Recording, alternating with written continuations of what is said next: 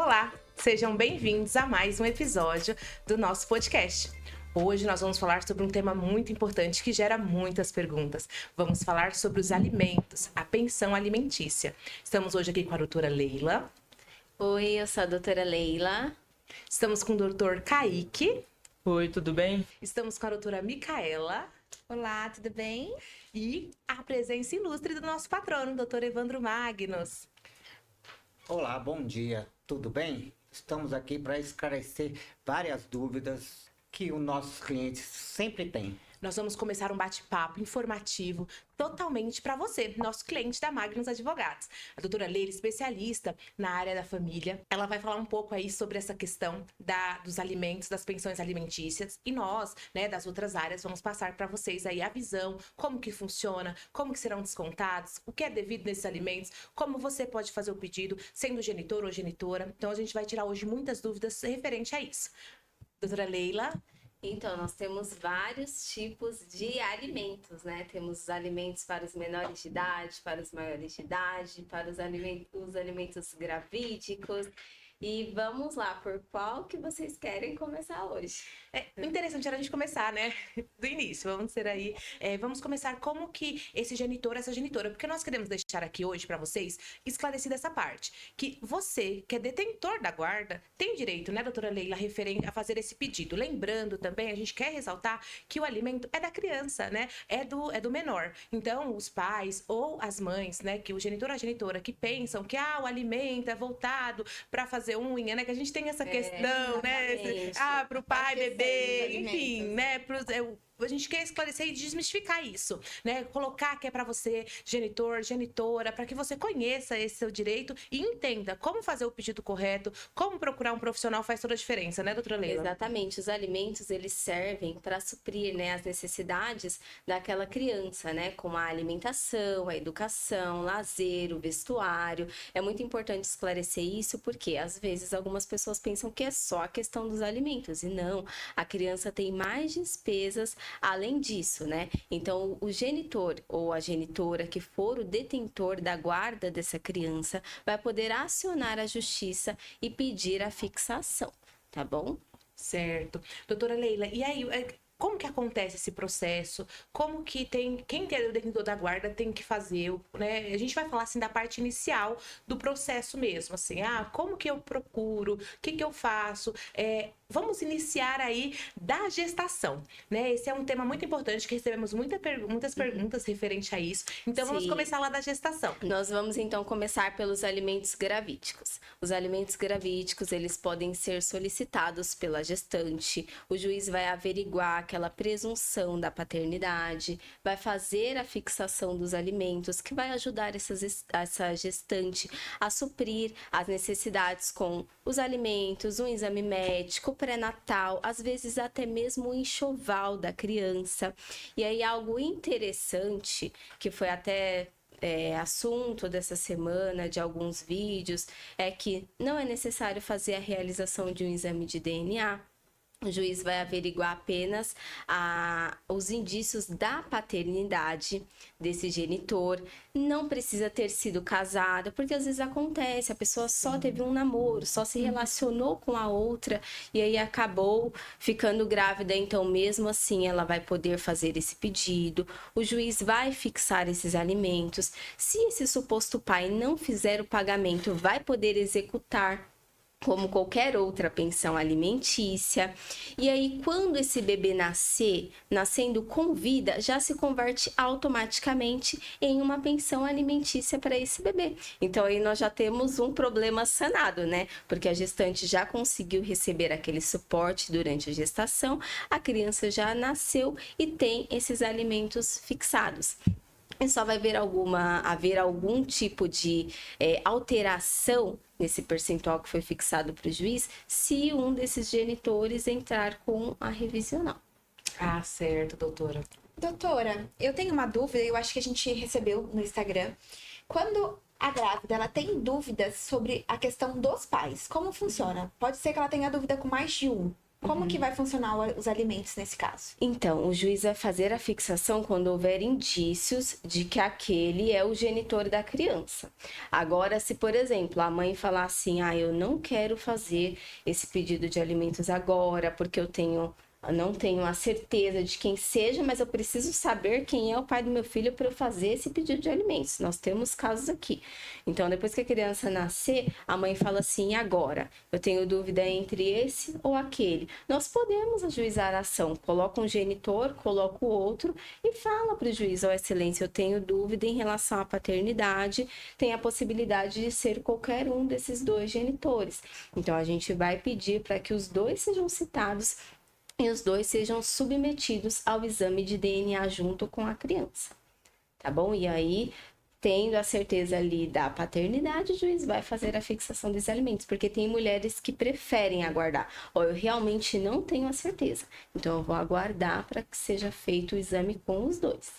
Entendi. É sempre bom fixar, né, que nós estamos falando que sempre vai ser cuidado a parte do menor, né? Porque a gente tem mania de achar que, não, que porque dois pais, né? Mas a gente vai, o juiz, o judiciário, ele vai sempre pender para o menor, né? Pro benefício do menor, tanto que o Ministério Público faz parte desse tipo de ação, né? Então, Exatamente. ela corre em segredo de justiça e o Ministério Público faz parte aí do processo para defender o menor, né? Sim, o Ministério Público, ele sempre vai atuar como um fiscal dos direitos dessa criança, né? Para averiguar quais são as necessidades, se o que está sendo fixado ali de fato está resguardando os direitos dessa criança, está servindo para ajudar na subsistência dela, nas despesas mensais aí do dia a dia. Certo. Doutor Kaique, o senhor também aí como especialista, né, na área civil, o que o senhor tem para nos falar sobre a questão da fixação dos 30%? Né? É uma fixação, é isso? Vai ser sempre 30%? Tira essa dúvida para nós. Bom, sua pergunta é muito interessante porque acontece muito, principalmente as mães, quando vêm para fazer o processo de pensão, até mesmo os pais, o pai para fazer a revisional. A lei, ela não deixa claro se é realmente 30%. Ela pode ser mais, pode ser menos, depende muito da necessidade da criança também e da capacidade do genitor. Porque imagina que o pai ganha um salário mínimo e ele mora de aluguel. Então, se ele for pagar 30%, há a possibilidade dele não conseguir pagar a pensão, nem mesmo a subsistência dele. E se ele não consegue pagar aquela pensão fixada, corre o risco dele ser preso futuramente se ele atrasar a pensão. Então, o judiciário, ele avalia a capacidade financeira do genitor. Claro, até acho que semana retrasada eu fiz uma live, foi colocado um ponto muito interessante. O papel mais importante do advogado é fazer a investigação patrimonial. Porque muitas das vezes, seja genitor ou genitor que esteja num processo de pensão, porque, por exemplo, a gente tem clientes que a guarda está com o pai e vice-versa. Que eles têm no popular, aquela mania de esconder patrimônio. Sim. Então, possa ser que futuramente, por exemplo, já teve casos no escritório que o pai pagava R$300 e depois de 6 meses de investigação patrimonial, a gente conseguiu descobrir a renda dele e a pensão passou a ser R$4.000. É o famoso cuidado com o que você posta, né? Porque a gente pode estar aí também. Na captura do redes sociais, genitor ou da genitora, detentor da guarda. Gente, eu quero deixar isso muito, muito claro para vocês, que é sobre o detentor da guarda. Não é sobre homem, não é sobre mulher, porque o benefício sempre vai ser para o menor, né? A gente tem que pensar na criança. Então, assim, nós vamos sempre levar em consideração isso, né, doutor? Então, a gente tem que sempre colocar isso, porque nós fizemos o Dia das Mulheres, né, a Semana das Mulheres, um podcast muito legal, que se você não assistiu ainda, confira nas redes sociais, nosso YouTube, tá tudo lá. Tem agora também no Spotify, muito legal. Episódio que gerou bastante dúvidas e feedbacks falando que ajudou as mulheres. Então a gente quer também desmistificar isso, de que nós, isso vai ser só o direito da mulher. Não, nós estamos aqui sempre resguardando o direito, né? Nós estamos pelo direito em si, pela justiça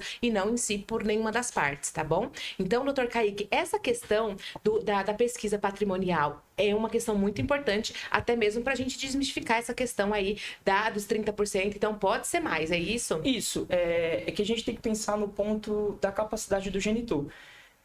Acho que um dos casos mais famosos que sempre acontece no Brasil é o jogador de futebol. A gente teve recentemente muita discussão na internet, por exemplo, no caso de um jogador, o Éder Militão, que ele ganha, salvo engano, o salário dele, eu posso até estar enganado, mas eu acho que ele ultrapassa R$1 milhão. E houve uma discussão com a ex dele sobre o pagamento da pensão.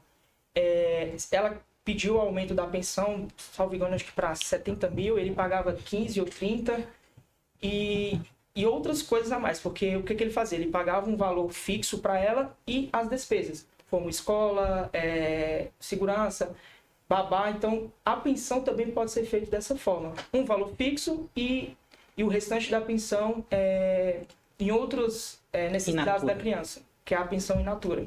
Natural. O juiz vai sempre analisar o binômio, né? Necessidade versus possibilidade. E aí também tem a questão da proporcionalidade, né? Então sempre vai ser averiguado todos esses percentuais para chegar em qual vai ser o Porque percentual há da pensão. casos, inclusive eu já vi decisões judiciais falando sobre o enriquecimento ilícito. Então, por exemplo, se a necessidade da criança é ter uma pensão, no melhor cenário dos mundos, né, aqui para o brasileiro, a gente sabe que eu tiro para São Paulo, para viver em São Paulo, acho que 2 salários mínimos já é um pouco difícil, mas vamos dizer que esses 2 salários mínimos seja para a criança. Claro, se a gente pegar uma criança de 10 anos, uma escola hoje em São Paulo não custa menos que R$2.000. Então, se o juiz fixou, por exemplo, 15 mil, mas a criança por mês comprovadamente só gasta 5 mil, a gente tem um enriquecimento ilícito se a genitora utilizar esse dinheiro da forma errada. Posso ser que o juiz mantenha os 15 mil? Posso ser que sim. Posso ser que a genitora não esteja gastando da forma correta, como já aconteceu, isso geraria um pedido de prestação de contas, lembrando que a prestação de contas não tem intuito de reembolso para o genitor ou para a genitora que paga a pensão. É apenas para que a detentora da guarda explique como está sendo gasta essa pensão. Que possa ser que não esteja sendo gasta da forma correta e que futuramente isso seja feito um pedido de revisão de pensão ou até mesmo, a depender de como está sendo gasta a pensão, alteração da guarda. Pode gerar também. Certo, muitas informações importantes, né, para os nossos ouvintes. E aí eu gostaria de fazer uma recapitulagem, doutora Leila. Vamos lá, falamos sobre os alimentos. Deixa eu só complementar. A gente também precisa deixar bem claro, não existe uma lei dizendo 33%, apenas existe uma lei que não pode haver desconto acima de 50% do salário da pessoa. Ou seja, se aquela pessoa tem 2, 3 filhos, vai passar dos 33% do salário dele. Pode chegar até 50%. Existe uma lei dizendo que não pode haver desconto acima de 50% do salário de uma pessoa. Estou falando isso de uma pessoa que ganha um salário normal. Talvez aí um salário mínimo, 2 ou 3. Não estou falando de um jogador de futebol, não estou falando de um caso atípico. E também nos casos da Maria Chuteira, antigamente, falava ou pensava da seguinte forma, que eu vou engravidar dele, vou ficar rica, vou ter minha vida pro resto da vida tranquilo. Não é bem assim. Hoje a lei mudou muito. Hoje a jurisprudência diz, quando entrar com processo, quando entrar com ação, tem que mostrar a necessidade do alimentado para ver, para o juiz fixar. Não é simplesmente a pessoa ganha lá 20 mil, eu quero meus 33%, que dá 6 mil ou até mais, e pronto. Não é bem assim. Toda vez que entramos com processo, ou que um advogado vai entrar com processo, tem que deixar as coisas bem claras. Tem que mostrar a necessidade do alimentado, qual é o valor. Tudo bem, a metade, o correto teria que ser assim. Muitos homens vêm aqui no nosso escritório e perguntam, mas é eu que tenho que pagar sozinho? Não, a mãe também tem que contribuir. Mas se o homem ganha 10 mil e a mãe ganha 3 mil, cada um tem que ser na sua proporção.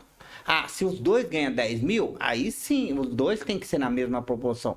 Então, os juízes, cabe aos advogados, na verdade, mostrar isso para o juiz, porque o juiz vai julgar em cima do que está em cima do processo. Eles vão analisar do que está em cima do processo. Então, cabe ao advogado demonstrar das duas partes, olha, ela tem condições, ele também tem condições. Eles estão no mesmo patamar. Então, deve ser dividido, sim, os gastos. Não estão no mesmo patamar. Então, temos que dividir isso. Também tem um outro caso que eu já me deparei na Defensoria Pública. A mulher foi lá, teve 3 filhos com o rapaz. Ele ganha um salário mínimo. Para sustentar esses 3 filhos, não tem condições da pessoa talvez pagar um salário mínimo, talvez não dá nem para sustentar, mas infelizmente essa pessoa só vai poder pagar os 50% do salário dela, porque ela também tem que sobreviver. Então a mãe também ela tem que pensar muito bem o que ela vai ter que fazer. Ela vai ter que trabalhar, teve 3 filhos com uma pessoa que não tem condições, se separou, então fica naquele critério assim, e agora, o que eu vou fazer? Ele não vai ter condições. Eu já vi o juiz uma vez falar numa audiência, olha, o senhor precisa arrumar outro emprego. Sinto muito, eu vou falar aqui, mas o senhor não sabe o que é uma camisinha, o senhor tem filho com um, com outra, tem 3 filhos aí, cada um, e ganha muito pouco. Então, o senhor vai ter que arrumar um outro emprego, trabalhar mais para poder sustentar seus filhos, porque a vida não é só assim. Você sai colocando filho no mundo sem responsabilidade. Um homem tem que ter responsabilidade, ele tem que pensar no filho. E a mulher que não vai atrás dos direitos dos filhos dela, ela está cometendo, para mim, um erro grave. Porque o direito não é dela da pensão, é o direito da criança. Tem muita mulher, não, eu não vou colocar ele na justiça para eu não ter que ter ele falando na minha cabeça, para eu não ter a visita dele, de eu ter que dividir. Você não está privando você está privando seu filho de ter a convivência com o pai dele, você está privando seu filho dos direitos dele. Se você hoje não briga pelos direitos do seu filho, amanhã vai acontecer o quê? O seu próprio filho pode se revoltar contra você, olha, fiquei longe do meu pai porque a senhora não quis receber pensão dele. Aí assim, porque eu até digo uma coisa muito importante. O homem, quando ele paga a pensão, ele procura o filho. O homem, quando não paga a pensão, ele fala, eu não vou procurar, senão ela vai vir para cima de mim. Então, mulheres, se vocês querem a participação do pai na vida do filho de vocês, que é um direito dele, do seu filho, não é só do pai, não. Cobrem pensão. Não deixem de cobrar pensão, porque quando um homem paga, ou quando alguém paga, quer ver o que está pagando e automaticamente traz aquela figura materna para o lar de um pai. É separado? Tudo bem, mas eu tenho um pai. Eu tenho um pai para poder falar dele na escola. Eu tenho um pai para falar dele para os meus amiguinhos. Ó, eu vou para a casa do meu pai. Isso é muito importante na vida de uma criança, ter um pai presente. E uma das melhores formas de manter o pai presente é obrigando ele a pagar a pensão.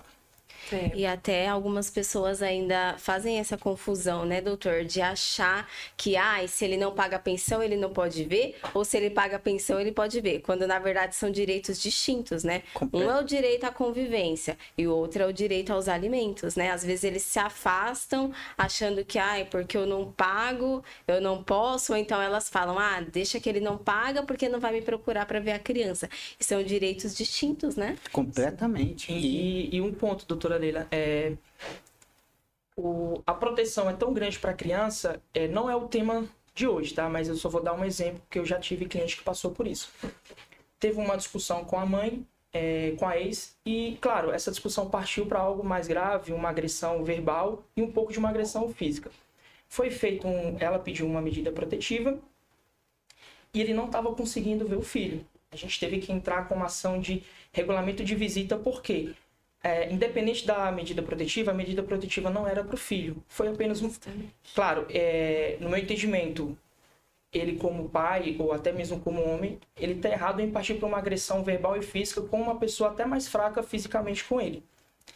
E a decisão do juiz ela foi muito interessante, porque ela contestou a visita do pai. E o juiz foi bem claro. A questão da medida protetiva, nesse caso específico, não é contra o filho, e sim contra a ex.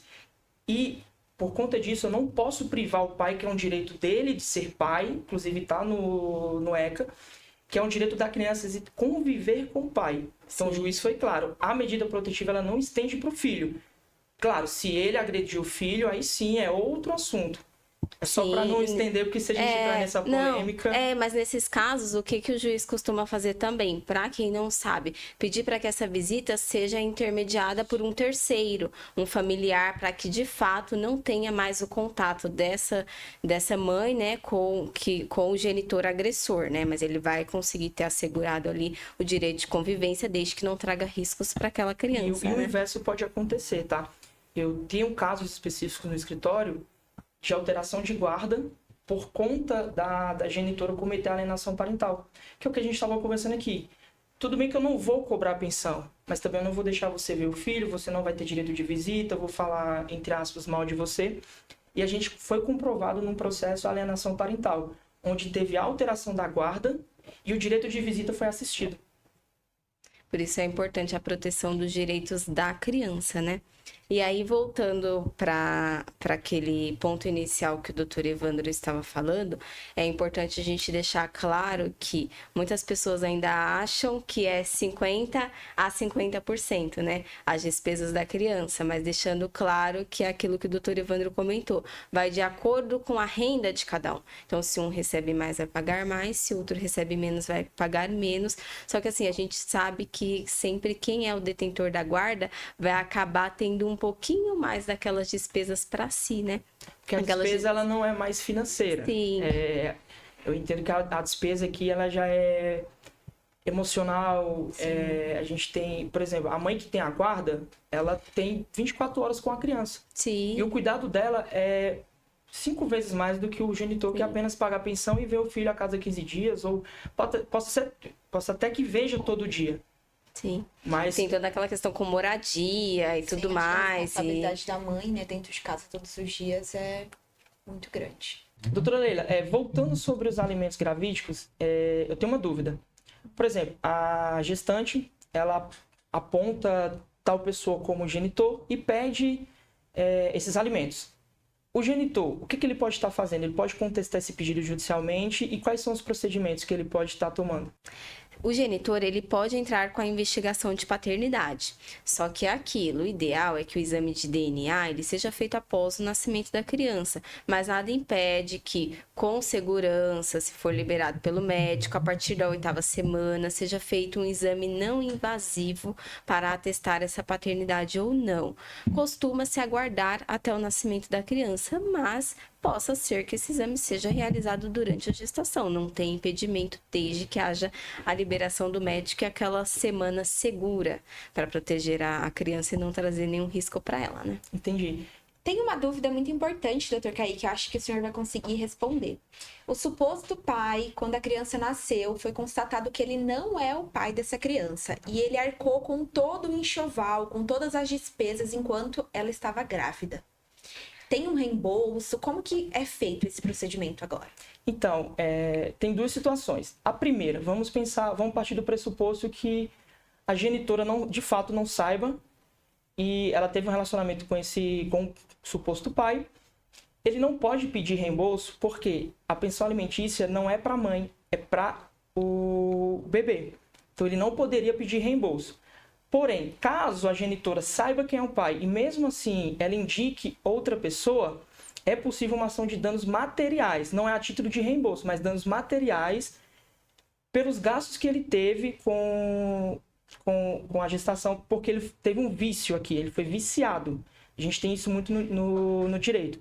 Quando a pessoa, por exemplo, assume uma paternidade, paga a pensão, até mesmo registra, e ele não sabe, houve um vício e a genitora ela tem ciência disso, então, a intenção dele teve um vício, e isso pode ser nulo juridicamente. Então, ele não entraria com ação de reembolso em si. Para não confundir, não é ação de reembolso, é ação de danos materiais, caso ele comprove que a genitora sabia que ele não era o pai. Então, nesse caso, ele tem que comprovar que a genitora agiu sim de má fé. A má fé tem que estar presente. Tem que estar presente a todo momento. Ele tem que fazer prova disso, para ele ter o direito ao reembolso. Não é nem reembolso, ao direito materiais. E também pode pedir até um dano moral. Porque ele não gastou só dinheiro. Ele gastou pensamento, tempo, expectativa de ser pai. Então, eu até acredito que é mais de dano material. Tem também dano moral aí. Então, porque partimos do pressuposto que há uma paternidade socioafetiva. Claro, não foi comprovado com DNA a paternidade biológica, mas o início da paternidade já inicia a paternidade socioafetiva, ou seja, ele já cria um vínculo com aquela criança. Já teve a convivência, né? Já teve a convivência de toda a pai. gestação, acompanhar, por exemplo, o hospital pré-natal, acompanhar até mesmo o parto E no mesmo dia, inclusive, há casos que são feitos DNA no mesmo dia, ele descobrir que ali ele não é o pai da criança. Pode acontecer de fato, né, da gestante agir de má fé só para obter uma vantagem financeira contra o suposto genitor, né? Pode acontecer. Pode acontecer, né? Então, vamos lá. Então, assim, recapitulando, doutora Leila, só pra gente entender aqui. Iniciamos com os alimentos gravídicos, né? E agora a gente falou sobre a pensão, né, pro menor de idade, né? Tem toda uma fase aí, né? Uma fase processual. Sim. Explica um pouco pra nós sobre Recapitulando, essa- se nós vamos fazer esse pedido do início, a genitora vai entrar ali representando essa criança com o pedido de alimentos. O juiz costuma fazer a fixação dos alimentos provisórios. Ele ainda não sabe qual a necessidade de fato daquela criança e a real possibilidade daquele genitor. Só que ele vai fazer a fixação dos alimentos provisórios, que tem que ser feito pagamento ao longo do processo, até que o juiz faça a fixação dos alimentos definitivos. Então, entrei com o pedido, o juiz vai fazer a fixação dos alimentos provisórios, vai citar esse genitor, que vai se defender, aí ao longo do processo, nós vamos fazer essa investigação patrimonial, saber qual é a real situação financeira desse genitor, se ele trabalha, se ele tem aplicações financeiras, qual é o padrão de vida dele.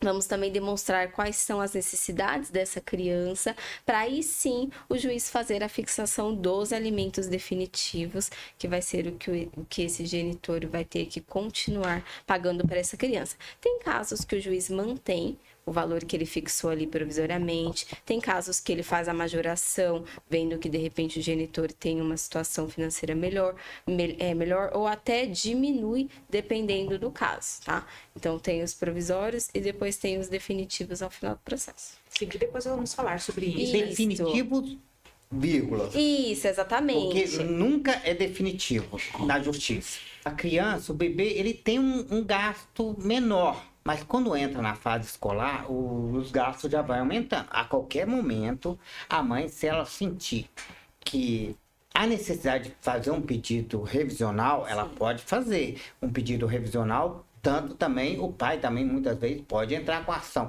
O pai, o genitor, né? No caso, teve outros filhos, constituiu outra família.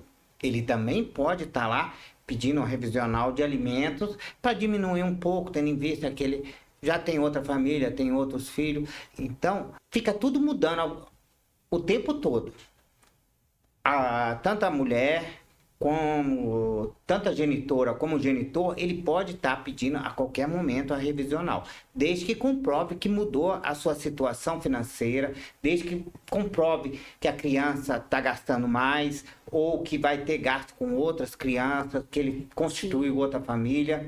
Então, na justiça, eu posso quase te dizer que quase nada é definitivo, doutora Leila. Exatamente. Naquele Não, é só um processo, termo. naquele momento, né? É só o termo, até a tem uma sentença. definição naquele só momento, até a né? sentença final daquele processo. E aí depois, caso não ocorra o pagamento, aí entra naquela fase de execução que nós vamos falar em um outro episódio para vocês. Mas é exatamente isso que o doutor Evandro falou. A lei diz que a qualquer momento, havendo uma mudança na situação financeira de quem paga ou na necessidade de quem está recebendo, aí pode haver a revisional desses alimentos. Certo. Nós falamos aqui sobre a pensão para menores de idade, né, doutora? Existem outros tipos de pensão, né? E eu queria que a senhora desmembrasse para a gente poder continuar essa conversa aqui. Inclusive para os maiores de idade, porque uma dúvida muito frequente que a gente recebe aqui é: meu filho completou 18 anos e agora a pensão vai cessar automaticamente? Não tem mais direito de receber? Como que funciona? Então, para começar, a pensão ela não vai cessar automaticamente aos 18 anos. Se for o caso, esse genitor ou essa genitora que não for o detentor da guarda e estiver fazendo os alimentos, pode pedir a exoneração. Só que normalmente o que acontece? Completou 18 anos e aí esse filho, essa filha está estudando, está fazendo uma faculdade, um curso técnico, ainda não tem condições de se manter, ainda não entrou no mercado de trabalho, ainda está nessa fase de estudos, então os alimentos eles vão permanecer e o pagamento vai continuar sendo realizado. Isso na questão do maior, Isso, dos né? maiores de Dos maiores de idade. idade. E tem, assim, até terminar a faculdade, até terminar o curso, né? Acho que a doutora Micaela queria Eu falar acho que é uma disso. dúvida muito legal e acho que a gente tem bastante, doutora. Ele vai pagar o valor da pensão, ele vai pagar o valor da faculdade, tem que ser provado que ele não tem nenhuma renda, que ele não faz nenhum estágio para os genitores Então, poderem ajudar. normalmente eles acabam entrando com essa ação de exoneração de alimentos quando o filho completa 18 anos. E o que que o juiz costuma determinar? Ó, até o final desse curso, até o final dessa faculdade, aí cessa automaticamente ali com a conclusão. Ou tem juiz que fixa a idade, né? Ó, até os 24 anos. A gente já teve casos assim também. Porque tem muitos casos que os filhos estudam só para continuar recebendo a pensão. Sim.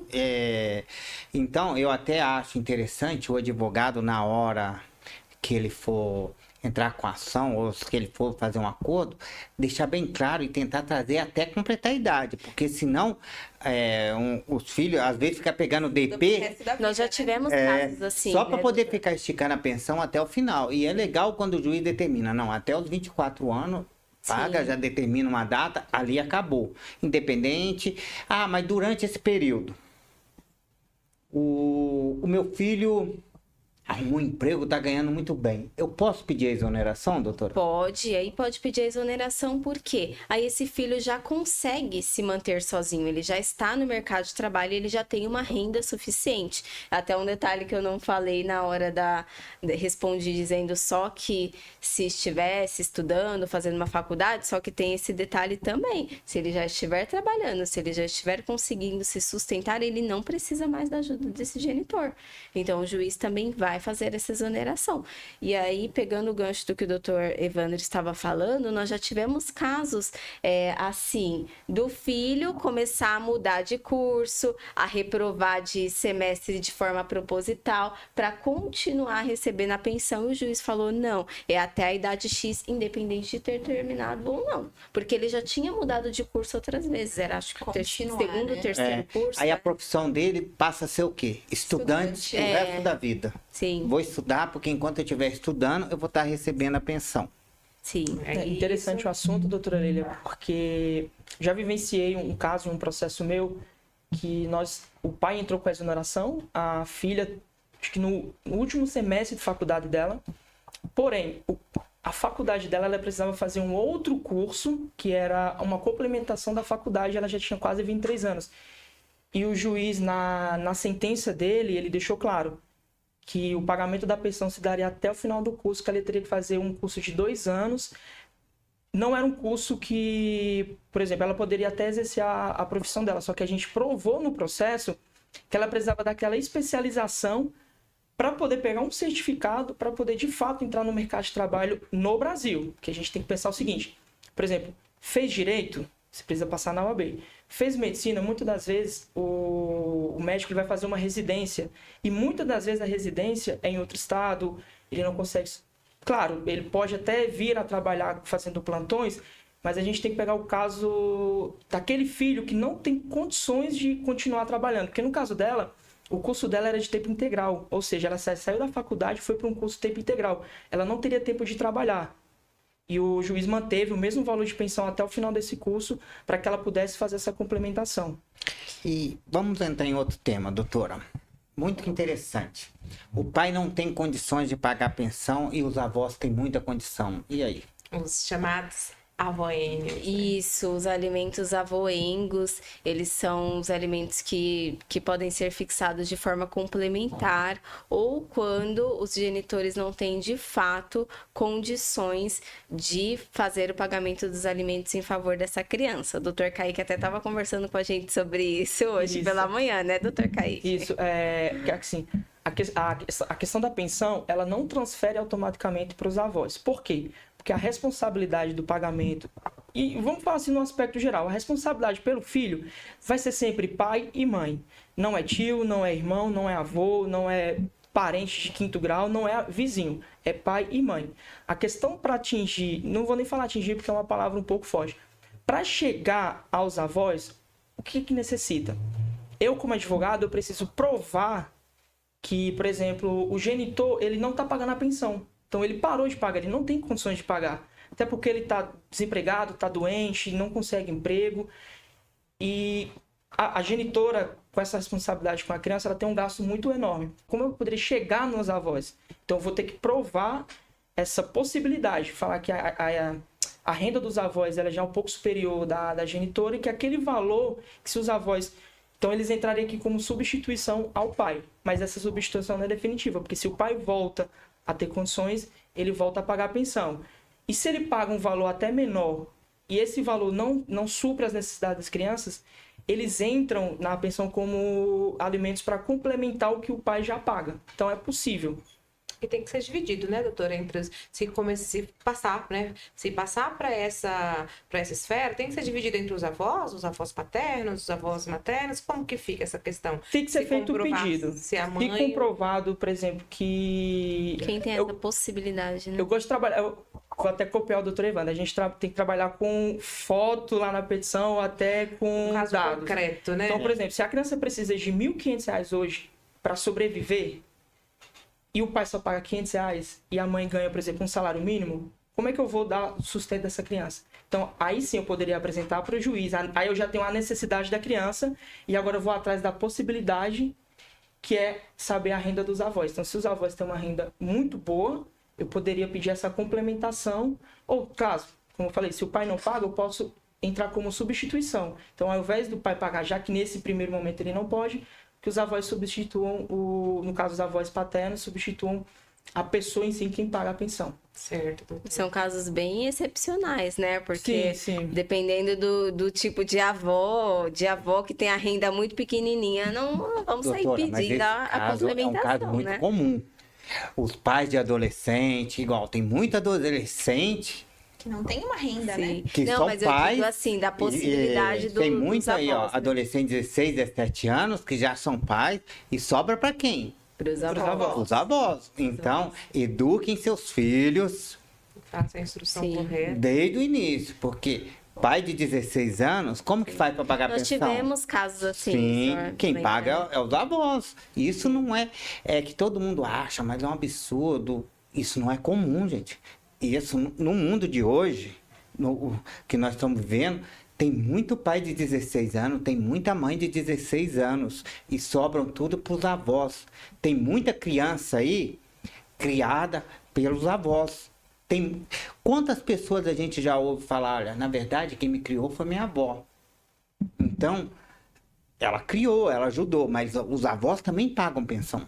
Porque acontece isso de maneira informal, né? A avó Sim. pega ali, normalmente a avó paterna, né? A avó materna já pega ali, mas de maneira informal. Mas se Sim. de repente precisar, o melhor que fosse em ação judicial para ficar, porque pode acontecer, já acontece muito de maneira informal. Às vezes a avó criou, né? Porque os pais eram adolescentes, né? Mora com os pais, né? Então acaba Isso. ficando a responsabilidade e as despesas para os Então avós. já né? acontece de maneira informal, mas acontece muito no judiciário também, né, doutor? Nós temos muitos casos. Sim. Porque Tem nesse muitos caso, casos. juridicamente interessante porque os avós são responsáveis pelo pai, que também são responsáveis porque o pai é menor. Então, até não atingir a maioridade ou não for emancipado, quem é o responsável pelo jovem, né? Pelo menor. Que engraçado, Ainda são, né, doutor? são os O pais que casamento- agora transferem pro O neto. casamento gera A emancipação. né? Mas Os filhos não. a paternidade ou a maternidade não traz Emancipação. Emancipação. não traz É. essa eu não vou saber falar essa palavra. Emancipação. Emancipação. Não traz essa emancipação. Assim, no Brasil, as duas possibilidades. Por exemplo, passei num concurso público, e pode acontecer de um menor passar num concurso público e ele pedir emancipação porque já consegue se sustentar. E o casamento. Que ele tem que provar, na verdade. Quando você entra com um processo de emancipação, você tem que provar que você consegue se sustentar. E o Então, casamento é uma forma, né? Também. O casamento em si, casou, você já, basicamente, acho que, salvo engano, você já fica É um emancipado. tema legal para um próximo. Quantos anos uma pessoa pode casar? Alguém aqui sabe? Acho que a partir dos 16. 16. 16? 16 ou 14? Eu acho que é 16. 14. Você já pode trabalhar a partir dos 14, né? Já pode. Ser jovem Casamento, aprendiz, já a partir de 14, Com 14 anos, se eu não me engano. desde que tenha autorização. A questão É, é a autorização autorização. No caso judicial. é 16 no 16. Brasil. No Brasil é com 16 com 14 anos, com autorização. autorização dos pais. Proibido terminantemente o 14 casamento não. para menores, a lei de 2019. Voltando aqui, fica um tema para o próximo podcast, né? Para a gente Sim. falar sobre essa questão, né? Falar sobre o casamento, quais são os direitos aí do Sim, casamento, mandem traz os dúvidas sobre o deveres, assunto. isso. Se gostaram desse assunto, se querem se aprofundar mais, manda mensagem pra gente trazer esse tema, tá bom? Agora nós podemos entrar também em algo polêmico, né?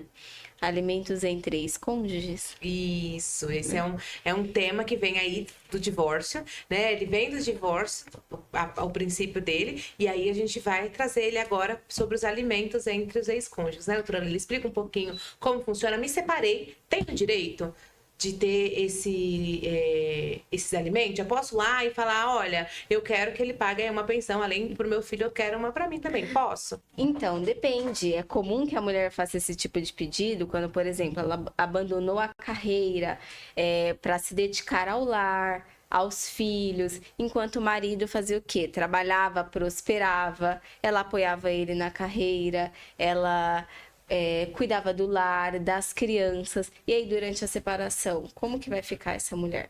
Ela vai ficar desamparada? E o marido com a carreira dele, com o salário dele ou com a empresa dele? Então, nesse caso, pode ser feito o pedido dos alimentos entre ex-cônjuges, que aí vai ser separado daqueles alimentos que é em favor dos filhos menores, né? Então, pode, de fato, dependendo da situação, o juiz fazer a fixação desses alimentos entre ex-cônjuges. Costuma ser por um período transitório, temporário, só até que aquela mulher consiga se reerguer, se recolocar no mercado de trabalho e não depender mais financeiramente daquele homem. E nesse caso, tem uma pergunta que eles fazem muito. A gente já teve casos desses que vem aqui. E se ela casar de novo? Ela perde essa pensão? E aí, então, nós entendemos que ela vai perder, né? Porque aquela pensão, normalmente é só por aquele período até que ela consiga se reestabelecer. Então, não faz sentido ela começar um relacionamento com outra pessoa, já ter uma independência ali financeira, ou até mesmo se ela for sustentada pelo novo companheiro ou pelo novo marido, ela continuar recebendo esses alimentos do ex-cônjuge, né? E aí, também, assim, lembrando que nós falamos sempre do lado da mulher, mas se for ao contrário, também pode acontecer. Ao Por que contrário, não? aconteceu- Uma mulher que está ali muito bem financeiramente, na carreira, E o marido... Hoje em que dia tá tem muito cuidando. marido. Eu mesmo Sim. acabei de ter um funcionário agora que ele tá saindo para poder cuidar dos filhos, porque a esposa dele tá preparada, muito mais bem preparada para o mercado, ganha bem mais. Então ele prefere ele cuidar dos filhos na verdade eu já tive 2 funcionários e a mulher continuar trabalhando. Sim, pode acontecer. Então isso acontece. Igual também acontece, né? É um caso que a gente já teve pensão para cachorro, né? Sim, já tive. Pensão para cachorro. Já Os tive- pets, né? A pensão dos pets, Sim, né? Um tema já bem teve polêmico. Guarda dos pés. Foi algo amigável, mas foi guarda e alimentos em favor do pet. Nós tivemos mesmo. Sobre a pensão de ex-cônjuge, a gente tem um caso recente, inclusive famoso no Brasil, ano passado. Não sei se vocês se lembram, a Ana Hickman foi condenada a pagar 15 mil reais pro ex dela. Sim. Porque todas as empresas todo o patrimônio que eles construíram, inclusive todas as empresas que ela tinha, eram no nome dela. Então, basicamente, ela que sustentava, vamos dizer assim, aquele relacionamento e aquela família. E ela foi condenada, acho que, salvo engano, foi uma decisão do ano passado. E tem um detalhe, tá, doutora Leila? O STJ, ele entende que, inclusive, sobre pensão paga voluntária, tá? Tem uma decisão do STJ muito interessante, que o casal se separou, o marido continuou pagando pensão durante 20 anos, sem nenhuma decisão judicial. E ele entrou com um pedido de exoneração. Na verdade, ele parou de pagar e ela entrou com um pedido para continuidade. O STJ entendeu. Se foi pago de forma voluntária, durante 20 anos, o STJ manteve a pensão. Porque vai cessar agora. Na verdade, a gente fala assim. Porque ela dependia... Claro, se você paga 20 anos, eu acho que esses 20 anos para ela dependia só dessa pensão. Né? Sim, é porque nós falamos, costuma ser algo temporário, mas nem sempre vai ser. E se essa mulher não tiver mais tempo, entre aspas, de idade, se né? especializar e de voltar ao mercado de trabalho, e esse ex-cônjuge tiver condições de fazer esse pagamento. Isso. Então, tudo isso é colocado em questão. A Que, gente fala, infelizmente, obviamente, de maneira Inclusive, superficial. na parte previdenciária, né? Eu tenho um caso, né, de uma cliente aqui do escritório que nós fazemos a cobrança dentro da pensão, né? Ela recebia uma pensão, já tinha uma sentença lá dos alimentos, e aí a gente trouxe essa sentença para dentro da aposentadoria do ex-cônjuge. Então, assim, a gente consegue trazer até para aposentadoria, porque aquilo ali foi de forma vitalícia, né? Sim. Então, se ele aposentou, né? Saiu da área de trabalho dele, mas ele aposentou, dentro da aposentadoria dele vai ser descontado os alimentos dela, assim, né? Como a gente vai falar mais pra frente sobre execução de alimentos, assim como os alimentos das crianças, né? Dos menores, Sim. também vai ser descontado da aposentadoria. Sim. Então, assim, os alimentos, eles não é de forma, pode ser de forma definitiva, né? Foi colocado aqui que nem tudo que nem no tudo na direito. justiça no direito é de definitivo, mas a gente tem que observar sempre o caso concreto, né? A gente Nós tivemos colocando... um divórcio recente, com pedido de alimentos entre ex-cônjuges, partilha de FGTS. Aí, naquele caso em questão, nós conversamos e aí o pagamento vai ser feito de uma maneira temporária até que a mulher consiga se recolocar no mercado de trabalho. Já tivemos também extrajudicial, não sei se o senhor lembra, que aí foi fixado durante 2 anos. Foram 3 anos. Foram 3 anos, né? Para que a mulher conseguisse se recolocar aí no mercado de trabalho também. Isso foi até feito no cartório. Foi extrajudicial, foi no Porque cartório. sempre vai ser observado a condição, né? A idade. É sempre observado o caso concreto, né? Não tem nada definitivo, nada já pré-estruturado quando se Sim. fala nos pagamentos de alimentos, quando se fala no direito em geral, né? Sim. Tem sempre as particularidades, né? Sim, ó, a maioria dos casos que nós tivemos foi consensual, né, doutora? Às vezes as pessoas pensam, mas ele nunca vai concordar. Não, às vezes é bom sentar, conversar por intermédio de um advogado, chegar em um acordo, conhecer os seus direitos, quais são as possibilidades, e pode acontecer de ser estabelecido ali e ser consensual, não precisa ser necessariamente algo litigioso, né? E pegando o gancho desse caso do STJ que o Dr. Kaique comentou, aí eu me recordei também, nós também podemos falar dos alimentos compensatórios, não é verdade? Por exemplo, se esse ex-marido pagou durante todos esses anos a pensão para essa mulher, tem casos que tem que ser feito o pagamento dos alimentos compensatórios para que seja mantido o padrão de vida que aquela mulher tinha ao lado daquele homem. Porque muitas vezes a mulher ganha lá. É sério. Tem um padrão de vida de 6 mil reais. Ela aposentou, agora eu posso pagar. Não, se ela aposentou com um salário mínimo e ela ganha... E ela tem um padrão de vida altíssimo. O cônjuge, né? O ex-cônjuge já pagava uma pensão talvez de 6 mil. O máximo que pode acontecer e talvez é reduzir um pouquinho mais para ela manter o mesmo padrão de vida. Sim. Então, não quer dizer que só porque aposentou que aconteceu que vai exonerar totalmente. Tudo depende. O que é mais bonito no direito é isso. Cada caso é um caso. Exatamente. O direito não é uma matemática exata. Cada caso tem que ser analisado um por um, Individual. tem que ver, tem que ser individual. E nesse caso de pensão de ex-cônjuges, eles não estão, muitas vezes, não estão preparados para conversar entre eles e decidir. Tem muita mágoa envolvida, tem muito ressentimento. É muito importante procurar um advogado, a gente que está especializado em resolver esse tipo de conflito. Nesse caso mesmo, a gente até falava, era um processo que envolvia o tempo da Covid-19 lá, que teve muitos divórcios, tinha muito ressentimento, teve muita doença envolvida e eles não conseguiam conversar entre eles, eles não conseguiam chegar num acordo, até o ponto que ela procurou o nosso escritório. Aí eu peguei e falei, olha, eu preciso conversar com ele, eu preciso... ele vai te ligar por telefone. Eu até falei, não, por telefone eu não posso falar com ele. Eu só vou falar se marcar uma reunião com ele pessoalmente. Aí marcaram uma reunião, foram lá no escritório de um advogado que ele contratou, aonde a gente está preparado para deixar os ressentimentos, as mágoas de lado e entrar na negociação correta.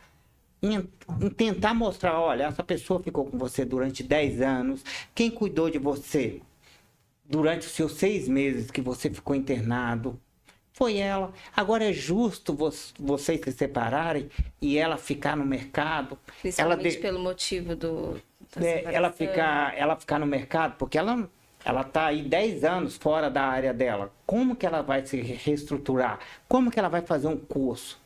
O advogado, ele tá com uma figura, né, que ele não é uma figura que não tá envolvida emocionalmente, né? Então ele consegue fazer esse... Ele consegue fazer o meio de campo. Vai intermediar, ajudar a lidar com esses conflitos, né? Tanto que é o que eu falei, esse último que nós fizemos era a princípio litigioso, mas eles compareceram aqui, nós conversamos, alinhamos, Tem mostramos casos, o direito, né, cada um que- virou consensual. Tem caso no nosso escritório aqui que a gente não pode deixar os dois juntos, dentro da Exatamente. sala de reunião, sem a gente. É. Que a gente fala, olha, muitas vezes um manda mensagem, olha, eu não posso sair daqui. Tem aqui, me dá um apoio, a gente não pode sair do escritório, porque se deixa os dois juntos, parece que são inimigos mortais. E se a gente está ali, a gente consegue fazer a mediação, um meio de campo, para poder chegar num acordo. 90% dos casos a gente consegue resolver sem precisar ir Sim. para a justiça, Quando ou só consegue vai ter para a esse justiça, contato, né? já vamos com acordo pronto. Ou para a justiça, ou para o cartório, a gente muitas vezes já vão para o acordo pronto. Por quê? Muitas vezes as pessoas perguntam, porque alguns podem ser feitos no cartório e outros tem que ser na justiça. Uma coisa bem simples. Quando envolve menor, sempre vai precisar da presença de um juiz e do Ministério Público. Quando não tem menor envolvido, podemos sim fazer o acordo lá no cartório sem precisar da intervenção de um juiz. Isso que eu quero deixar bem claro, que tem algumas coisas que podem ser feitas no cartório e outras não. E sempre procure um advogado. Procure um advogado que ele é o melhor para resolver seu conflito. Ele está ali, ele lida com isso todos os dias. A função do advogado, para quem não sabe, qual é? É resolver problemas. Nós estamos aqui para resolver problemas do dia a dia. Essa é o ramo de atividade principal de um advogado. De uma maneira justa, de uma maneira sólida, né? E seguindo aí os parâmetros O advogado, na judiciais. verdade, eu costumo falar que ele é mediador. A gente não tá aqui para brigar com ninguém. Porque muitas vezes, eu vou para um divórcio litigioso. Quando a pessoa escuta essa palavra, nossa, eu vou para um divórcio para brigar. E eu falo, não, eu sou advogado mediador. A gente vai tentar resolver o caso da melhor forma possível. Porque não é, assim, eu confesso, não é fácil você discutir um processo de divórcio, seja de qualquer tipo de divórcio com filhos envolvidos durante 5, 10 anos. É um desgaste emocional para todo sentimento, mundo. né, Tem muito doutor? ressentimento, tem muita mágoa. Quando envolve tudo isso, acaba se tornando, né? Quando o casal ele está resolvido assim, sentimentalmente, nossa, o divórcio ele anda, a gente consegue. Agora, quando há algum sentimento, que seja ele ressentimento ou até mesmo por uma das partes ainda exista o amor ou a paixão ali, né? Fica muito difícil da gente conseguir mediar, né? Então, assim, não fica impossível, mas fica mais difícil, né, doutor? Quando a gente conversa com outro advogado, se a gente perceber, acho que até o doutor pode até complementar, todos os casos, provavelmente, do escritório, quando passado para conversar com outro advogado da outra parte, ele se resolveu mais rápido do que sem a dúvida. gente tentar conversar com a outra parte. Claro que a gente não pode, desde que ele não tenha advogado. Se ele não tiver, a gente poderia conversar com ele. Mas se ele tem advogado, ela tem advogado, é mais fácil de resolver. Não, eu às vezes até dou essa opção, né? A gente até, olha, essa parte vai ser litigioso, pede pra ele contratar um advogado, né? Porque às vezes fica muito mais fácil. Isso. Quando tem muito atrito, que a gente vê que a gente não vai conseguir fazer o divórcio Amigável. consensual, amigável, a gente até, né, instrui. Fala pra ele procurar um advogado, porque pra gente vai ficar muito mais fácil fácil. conversar com a outra figura, Porque o né? advogado lá da outra parte também vai estar explicando para eles, olha, tem isso, não vai estar envolvido emocionalmente, então vai conseguir mais. Porque Orientar. se não chega no acordo, se os clientes não chegam no acordo, se não decide, vocês estão deixando o juiz decidir a vida de vocês. Depois não reclamem da sentença. Então, uma coisa que eu sempre falo, você vai deixar o juiz cuidar da vida de vocês, decidir a vida de vocês? Fica a critério de vocês. É melhor, muitas vezes, eu já cheguei em audiências falar isso. É melhor a gente sentar, conversar e resolver isso aqui. Porque depois que o juiz decidir, fica muito mais difícil de mudar as coisas. Então fica essa dica. Não está conseguindo conversar, não está conseguindo se entender, cada um procure seus advogados, explique. E os advogados entrem em contato um com os outros e conversam. Nós, advogados, estamos preparados para isso. Sim. Sim. Vamos agora, né, entrar para mais um tema polêmico, doutores. Nós vamos falar aí sobre os alimentos de filhos para pais. Existe também, da mesma forma que os filhos podem pedir alimentos para os pais também podem fazer esse pedido de alimentos em favor dos filhos. Costuma acontecer quando os pais já estão ali naquela certa idade, não tem como prover o próprio sustento, não recebe nenhum tipo de benefício. E da mesma forma que é feita a análise dos alimentos dos pais para os filhos, também vai ser feita ao contrário, essa necessidade, a possibilidade, a proporcionalidade. Nós já tivemos casos assim. Só que assim, algo polêmico em relação a esse tema e os pais que nunca prestaram alimentos para os filhos, que nunca cumpriram de fato com as suas obrigações. E quando chegar nessa idade, vai conseguir pedir alimentos para esses filhos? Porque algo que também é observado pelos tribunais é que aquele pai que não cumpriu com as obrigações que ele tinha, não vai poder receber alimento dos filhos. Os filhos também tinham a necessidade naquela época e você nunca cumpriu. Não é com base no princípio da solidariedade? Então, agora os filhos também não vão ser obrigados. Não estou falando que é algo absoluto, que sempre vai ser assim. Mas a maioria do entendimento é esse. Como um pai que nunca prestou alimento para os filhos, também vai receber, né? Então, muitas vezes, né, a gente teve até um caso assim, né, Sim. doutora? Muitas vezes, vamos supor, a pessoa nunca apareceu na vida do filho, nunca deu apoio nenhum pro filho. Sim. Ah, mas meu filho tá muito bem, meu filho tá rico. Ele pode me ajudar, ele pode. Isso acontece muito em casos de famosos, né? Sim. E, não, ele pode me ajudar. Não adianta. Vocês vão tentar, se o outro advogado da outra parte conseguir comprovar que você nunca foi pai presente, que você nunca participou da vida, você também não vai receber esse alimento. A justiça, ela tem que ser certa. Se você for um pai presente, tudo bem, você é merecedor. Se você não foi, você não é merecedor. Então, agora que o seu filho está bem, não adianta você pensar, vou lá, meu filho está muito bem, vou ganhar dinheiro, ele pode me dar um carrão, ele pode... Ele não tem obrigação nenhuma com vocês. Com vocês pais, que eu falo, que na época de ser pai, não foram pai. Não Então, é presente. não é bem assim, não. Ah, meu filho tá bem, eu vou para cima. Não é bem assim. A justiça, ela faz a sua parte. Ela tenta, ela pode ser cega, mas ela busca o equilíbrio. Ela busca realmente a justiça. Serve até de alerta, né? Serve de alerta, porque a gente vê esses casos aí midiáticos falando, fulano, mas é muito rica, e não ajuda os pais, e não tá nem aí pros pais. Mas assim, mesmo se eles fizerem o pedido, pode ser que seja negado, porque nunca foi presente, né, financeiramente, né, psicologicamente na vida daquele indivíduo. E aí, quando vai pra parte judicial, vai ser observado todos esses pormenores, Sim, né? Pra ver é óbvio que em um caso comum, o juiz vai fazer essa análise, né? Eu preciso, ele pode, aí vai fazer essa fixação, mas nesses casos dos pais ou das mães que foram ausentes, né? Fica até de alerta. Pense hoje, você que não cumpre com as suas obrigações, você que não participa da vida dos seus filhos, será que um dia futuramente, se você precisar, você acha que você vai conseguir ter algum tipo de ajuda? Nem que não seja assim, só judicialmente. Como que você vai querer pedir assistência para uma pessoa, né, que um dia precisou de você e você nunca cumpriu o seu papel ou obrigação, né? Sim, mas assim, é deixar claro que pode fazer esse pedido, Sim. só que sempre vai ser observado essas questões aí do se pode, se não pode. A gente falou muito sobre o binômio possibilidade versus necessidades. Tem que ser muito observado para tudo do que nós estamos falando aqui. Então é muito bom a gente entender sobre isso para que a gente consiga passar isso e de fato buscar o que a lei permite aí. Então consulte sempre um advogado, tem essa necessidade, conhece alguém que está passando por isso, manda esse vídeo para essa pessoa, né, para que essa pessoa consiga entender o que está acontecendo e para que a gente, como profissional, consiga ajudar para tomar o melhor caminho, né, doutora? Sim, que cada caso é um caso, tudo é analisado individualmente. Nós estamos aqui fazendo todos esses comentários de uma maneira superficial, né? Isso, que é sempre observado de caso a caso, né? Então, assim, a gente estava conversando e teve alguns questionamentos sobre isso, né? Quando a gente foi discutir aí a pauta do nosso podcast de hoje. Doutor Kaique,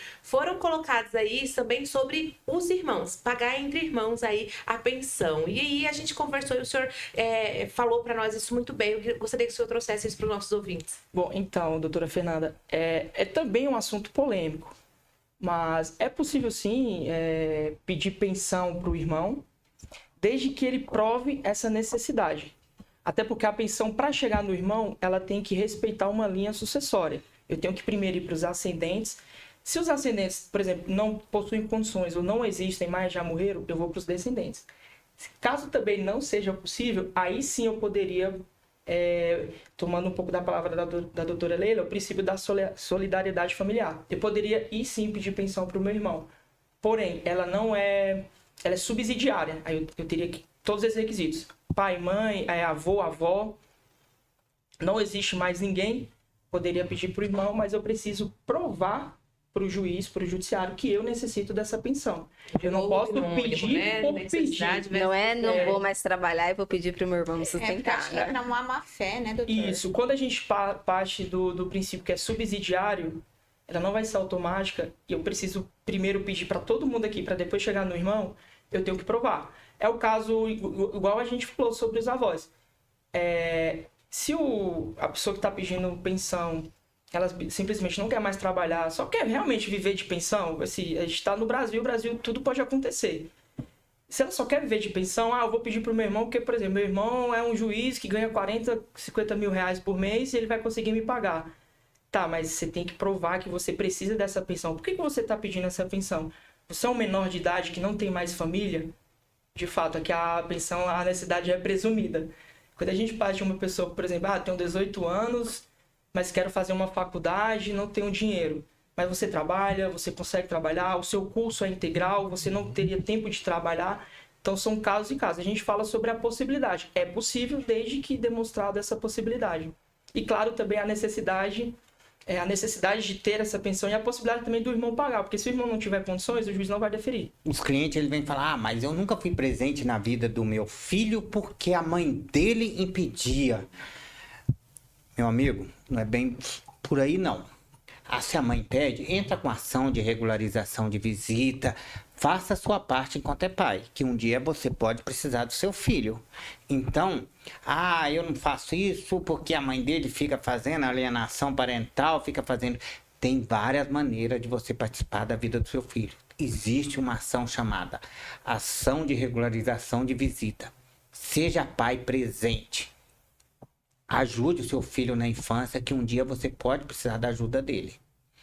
Fica essa dica aí. Não venha com uma desculpa dizendo que não fez isso por causa daquilo, que não é bem assim, não. Existem meios, né? Existe meio de você Você pode reivindicar o seu direito ali como pai, como genitor, e também, né, conheci casos de que até mesmo o próprio filho, ele entrou com ação, né, atingiu ali uma idade, viu que a mãe era mais leiga e entrou com ação e fez também um pedido. Então, você também, que está nas redes sociais, nos acompanha, é menor de idade, você também pode procurar os seus direitos. Você também, junto, claro que vai precisar ali do genitor ou da genitora, né, genitor da guarda, para te auxiliar. Mas, assim, procura um profissional também, porque você também tem direito para você poder entender a sua história, né, para ver se, de repente, foi um conto mal contado, né, se foi, porque cada um tem sua visão da história. Então, você é o ponto principal ali, você pode contar e mudar a sua história ali com uma simples informação, buscando um profissional. Sim, são direitos e obrigações distintas, como nós falamos no início.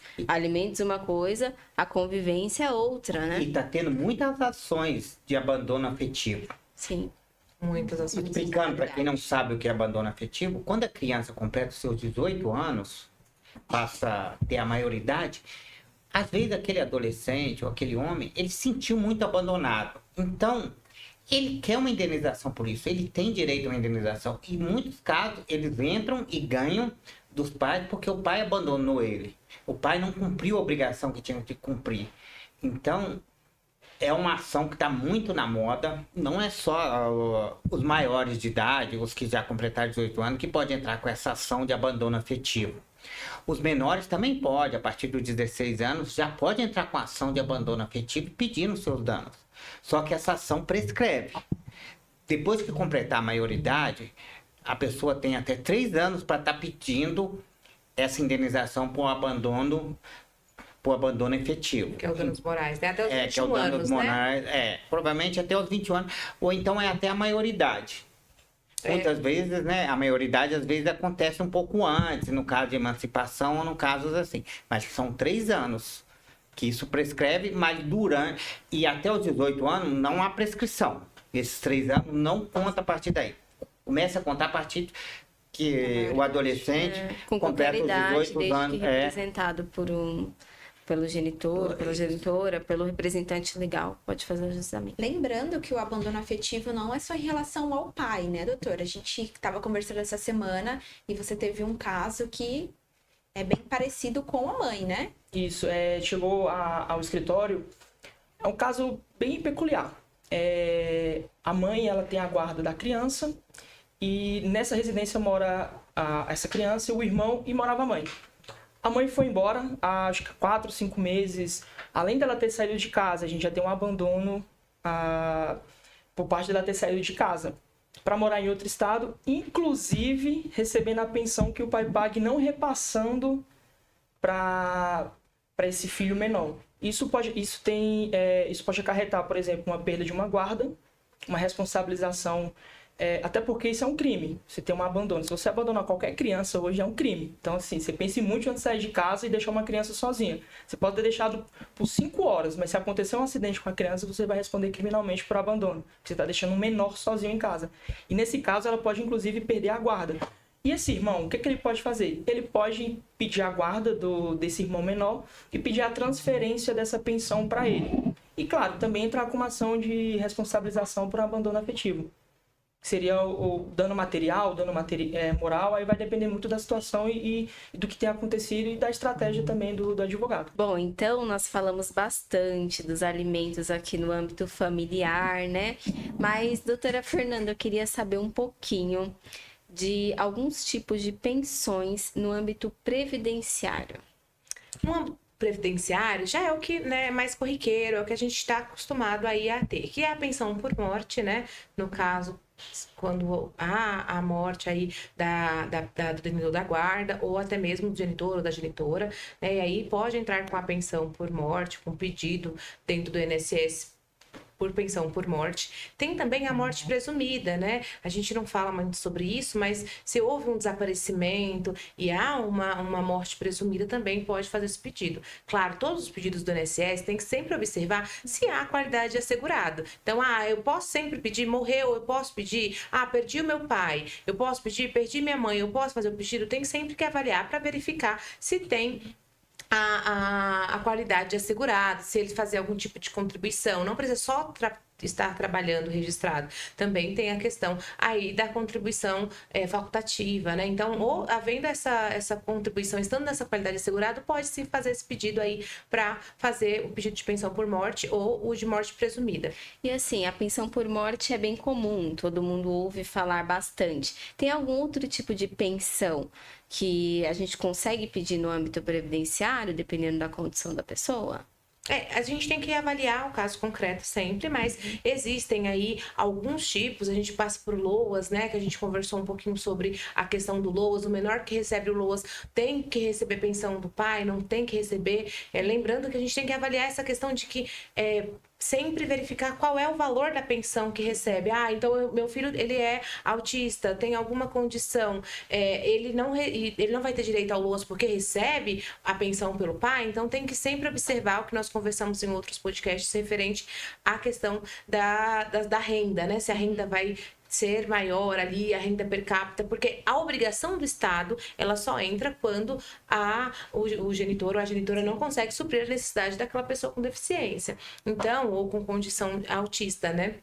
Então, tem sempre que observar caso a caso. Existem pedidos que podem fazer, existem algumas doenças específicas que podem entrar sempre com pedido do LOAS. Não existe uma pensão específica do INSS para o menor. Existem da condição. A gente tem que verificar se é autista, se é deficiente, né? Bem como o idoso também. Nós falamos sobre os alimentos para os pais, né? Então, esse idoso, ele tem, os filhos não conseguem, não ajudam, não conseguem ajudar, ele pode também fazer o pedido do BPC LOAS, que é para a pessoa com deficiência e a pessoa idosa. Então, nós temos aí a questão da pensão por morte, nós temos a dependência econômica que a gente falou sobre para poder fazer o pedido ou não. Nós temos a questão aí da morte presumida. Então, essas são as pensões hoje em dia que podemos fazer o pedido, que é a única mesmo que leva o nome de pensão, é a pensão por morte. Agora, uma questão que eu gostaria de deixar claro é o auxílio reclusão, né? Que a gente não fala muito sobre o auxílio reclusão, mas o auxílio reclusão também, se o genitor, ele foi preso, né? Ou a genitora, ela foi presa, e aí ela trabalhava registrado, já recebia a pensão, a mãe ela pode pegar aquela sentença judicial e entrar no INSS fazendo o pedido do auxílio reclusão, porque aquele genitor ou aquela genitora, ela não vai ter mais aquela renda, né? Sim. Não está trabalhando porque está em cárcere, né? Então, pode pegar aquela sentença judicial que veio aí da esfera civil e fazer o pedido dentro do INSS, que vai dar como auxílio reclusão. Lembrando sempre, o auxílio reclusão tem que cumprir os requisitos, tem que estar na qualidade assegurada. Sim. Doutora, uma dúvida referente à pensão por morte. Ela vai ser dividida entre os filhos menores? Um filho fica responsável em receber e passar para os outros filhos?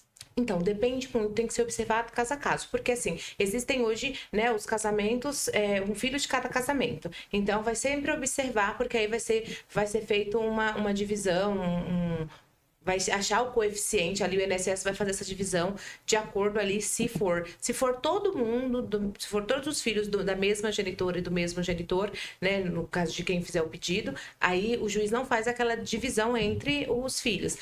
O juiz não, né, no caso, se for de maneira administrativa dentro do INSS. Agora, se houver filhos de outros casamentos distintos, aí sim, ele vai achar o coeficiente e fazer a divisão aí para cada filho, para que receba ali o que é justo. Isso vai, inclusive, até para quando há a questão de relacionamentos. Foi casado, separou, recebia a pensão por morte, ou recebia a pensão de alimentos, e aquela pessoa que faleceu, ela vai, né, a atual cônjuge vai receber, mas a que estava recebendo também vai continuar recebendo aí por conta dos alimentos da sentença civil. Acho que a gente tem até um caso, né, doutora, que a gente comentou essa semana, que as duas receberam, né? A que já recebia antes e uma acabou recebendo uma porcentagem depois, né?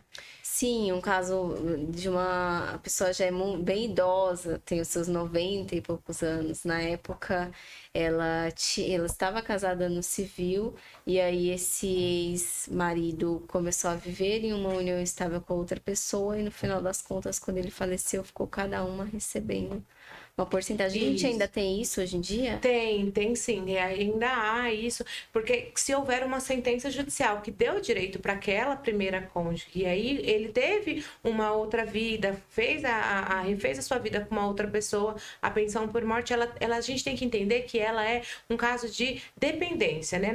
Antes era assim, morreu, tem direito, e agora não. Com a reforma, né, de 2019, não mais tão atual, mas é uma reforma, foi colocada a questão da dependência. É dependente? Aquele salário compõe a renda e ela não pode ficar sem? Aí vai ser sempre observado. A gente tem casos de pessoas que não recebem a pensão por morte. Poxa, mas era casada, era tudo, mas não era dependente. A renda supria, a renda era até superior ali à do ex-cônjuge. Então tem que sempre do cônjuge falecido. Então, tem sempre que observar isso, o caso concreto, fazer essa observação dali, se vai ter, se não vai ter direito, se está na qualidade assegurada, se tem essa questão, né? Todas as vezes que a gente é questionado, eu sempre vou falar para os meus clientes, olha, você era dependente, vamos provar a dependência, porque tem que fazer essa prova de dependência. Então, dentro do âmbito previdenciário, a gente tem que sempre avaliar os quesitos da Previdência, né?